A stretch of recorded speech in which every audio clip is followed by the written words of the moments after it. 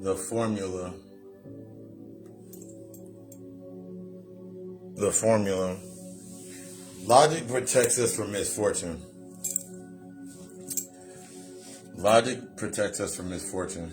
But sometimes it's how we look at these things. The energy to succeed despite the ignorance. Freedom from retribution. The most grounded path is based on logic. An answer, a formula, or the answer is only a part of the formula for potential. Divine rise, grand rising, blessed beats of the day. May it be everything that you require to create everything that you desire. A lot of times when we come into ourselves, due to I always think about that youthfulness. I always think about what we allow ourselves to come into, the not being able to see the forest through the trees, our states of being, even though we are mentally in isolation, we hide it within inclusion, and how this creates through that PTSD or through that trauma. One of the main things that we go through in trauma is hypervigilance. That means it's the hyper aspect of the masculine or the hyper aspects of the feminine. We put more energy, we shift our energy into the focus of one side of ourselves and not really getting to the other side of ourselves. That's the aspects of coming into understanding how we formulate our thoughts and our actions and our ideas as we go forward. As we start looking at ourselves based on actions, we look at things based on action, and we think about reacting, we think about moving on impulse, the first move that we want to make, because we have an answer. We have found within the answer unconsciously the potential for us to do something that we've already set out to do. Not understanding that the answer is simply a part of that formula. This helps us go from overthinking and putting ourselves in a state of where we're always overthinking things, or putting ourselves in that bit of like, oh my God, I thought about this one time, and we get stuck in that system. We get stuck in that all the time. A lot of us get stuck in that. We get stuck in this device aspect with ourselves. We get stuck in this space with ourselves of like, oh my God, I'm going to do this, and this, and then because I got this answer. And then sometimes we find ourselves not waiting for ourselves to respond. It's all coming into that space of response.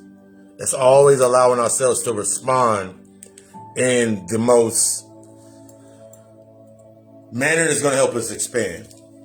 And that's the whole thing when you're think about what you're going in, think about what you're going through at this very moment in your day, and today being Monday, and invest into those changes. What are you going to do in moving forward? We have to stop looking at things from this space of every time I do this, something good happens, and we wait for the bad.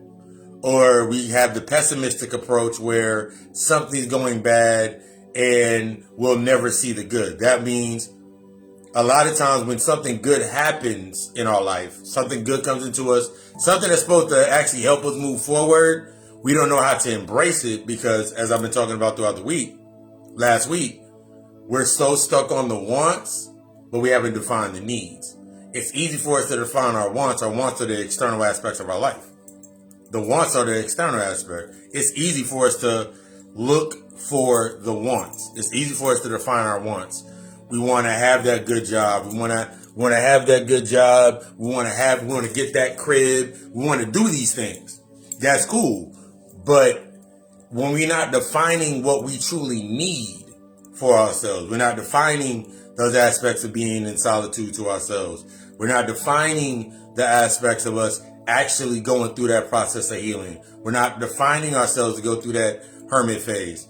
We automatically seem to want to take ourselves through this space with ourselves of, I'm doing this for this.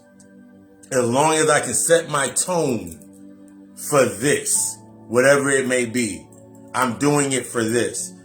But that goes through that state, as I've been going throughout the week, that state of imitation. A lot of the things that we have created through the PTSD, through the hypervigilance, always looking at things through that narrative, looking at things such as what we're going to get into this week on the God Hour podcast.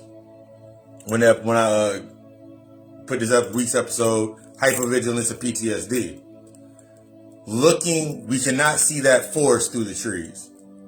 And we're going to get deep into that this Tuesday on the God Hour podcast. I'll be launching it on my death day. But we can't see that forest through the trees. We're so focused on the details of the bad things that are happening in our life. We get so stuck on the bad aspects that we want to react in the best way possible to make us feel good. To make us feel like we cannot be taken down. When in reality, you need that humbling moment. You need that moment to sit there with yourself. That's why it's coming to you. That moment for you to sit there to yourself and be like, you know what? I really do need to really need to look at how I'm focusing my energy and why whenever I focus my energy in a certain space, what does it mean? We have to put ourselves into that space. One of the things for myself in a daily meditation, such as I did my daily meditation, I wake up at 5 o'clock. I set that as a goal for myself to wake up at 5 o'clock and do my meditation. It doesn't matter what I did before. Doesn't matter what I do after. I'm living in the now. How am I setting myself up to feel in the now? How am I allowing myself to sit here in this space and allow myself to receive the answer in order to not react, but come into a state of response? Learning how to respond. When we talk about learning to respond, it goes into the deeper aspects of learning how to respond to the emotion, learning how to respond to the feeling, learning how to respond to the thought, learning how to respond to it in a healthy manner. What is this showing me? What is this leading me to? This is you taking that journey today. This is you taking that hero's journey. We got deep into it on Friday during the lecture. It's up now, Gotta Call Alkhemist, the YouTube channel. And this week, we don't get into this type of vigilance because a lot of us suffer from PTSD and don't even really realize it. A lot of us suffer from the hypervigilance in our lives. We don't even know it. A lot of the things that we set on, like I thought about it yesterday. Yesterday, I thought about Valentine's Day. I thought about most of the holidays. Most things that you're going through, most things that are projected to a certain point that you feel like you have to be there. You got to do it. You got to feel it. Even though you feel isolated, that means you feel isolated in the aspects of not knowing how to love yourself, not knowing how to heal yourself, not really taking that time to heal yourself, but you feel that it feels best to be in inclusion. So we hide our isolation in inclusion. We hide our isolation in inclusion. So that means you have that longing or that feeling to always want to be a part of something. You have this needing or this wanting to always want to be a part of something. But when it doesn't feel the way that you want it to feel, it doesn't give you the emotional feeling that you wanted to feel, then you feel what you're reacting to is the untrained aspect within yourself. You took your inner child into that. You took you and your inner child to that party, and your inner child had bad feelings about the party. You told yourself, okay, let's leave, but your inner child was like, no, I like this attention. You took yourself into your job, knowing that job is not doing anything for you because it's not challenging you because you're not challenging yourself in that way. But your inner child likes the attention because it matches the attention that you got from that party. It matches that attention that you get from that friend's house. It matches that attention that you got from the trauma. Your inner child is trying to speak to you. It's time for you to listen to it. Your inner child is trying to talk to you. It's trying to speak to you. It's time to start listening to it. GodaCoAlchemistLLC.com for readings. We're running that special for inner child healing spread, shadow work consultation. Get into that shadow work to understand what you really need to let go of, what you really need to release in order for you to start moving forward in this new space for yourself. You deserve the best, but you got to define what the best is inside of you. You deserve everything that you desire, but you got to set the tone or the value inside of yourself. You got to define the luxury of the authentic self, not the external aspects anymore.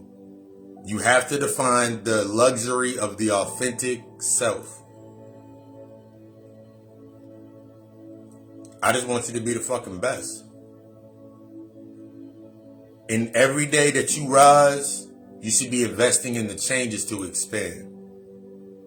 That means every day that you rise, you should be learning something. What did you learn? Look for the answer.